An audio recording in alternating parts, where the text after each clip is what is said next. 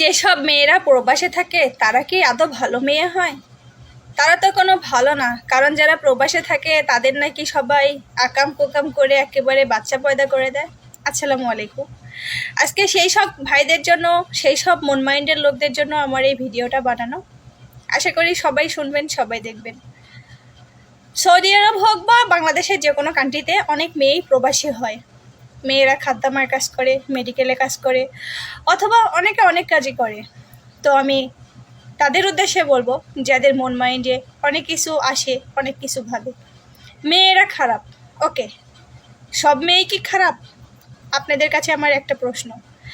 মেয়েরা যদি আসলেই খারাপ হইতো বা সব মেয়ে যদি খারাপ হইতো, তাহলে আপনি হয়তো কোনো মায়ের গর্ভে জন্ম নিতেন না।